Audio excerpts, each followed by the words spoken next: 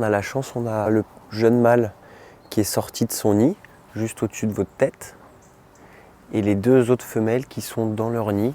Alors de temps en temps, on aperçoit une petite tête qui sort.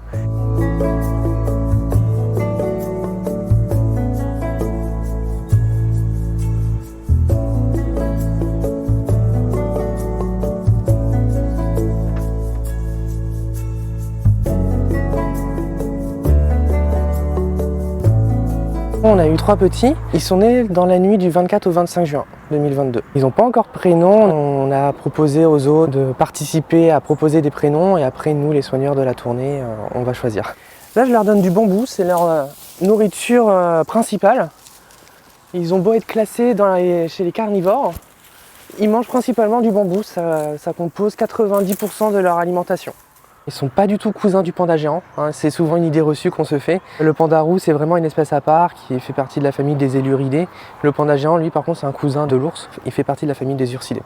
Ils ont en commun que leur prénom. Ils vont ouvrir les yeux au bout de 18 jours environ. Ils sont totalement gris et le pelage roux il va arriver au bout de 2 mois à peu près. Pendant leurs 3 mois en fait ils vont pas du tout bouger du nid. C'est la femelle qui va venir la première semaine qui va être totalement dans le nid avec eux. Au bout de la première semaine elle va commencer un peu à les laisser seuls. Elle va venir que pour les alimenter. Puis au bout de 3 mois, ils vont commencer à explorer leur environnement. On a la chance, on a le jeune mâle qui est sorti de son nid, juste au-dessus de votre tête, et les deux autres femelles qui sont dans leur nid.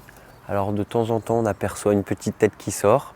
Le panda roux est une espèce qui est classée menacée par l'IUCN, qui est malheureusement chassée, qui est victime de la déforestation, des incendies et de son habitat malheureusement qui se réduit. Les pandas roux font partie d'un programme d'élevage, ce qu'on appelle des EEP, et c'est à travers ces EEP qu'on organise des échanges entre parcs zoologiques pour garder en captivité des animaux qui soient viables, donc éviter la consanguinité, etc. Et c'est dans ce cadre-là qu'on a pu faire reproduire les pandas. Le but ultime, c'est de pouvoir répondre, le cas échéant, à une réintroduction. Si un jour il y avait un programme de réintroduction qui se mettait en place, c'est qu'on puisse partir des populations qu'on a en parc zoologique pour pouvoir faire de la réintroduction. Donc ça ne sera pas cette génération, ça va se passer sur plusieurs générations.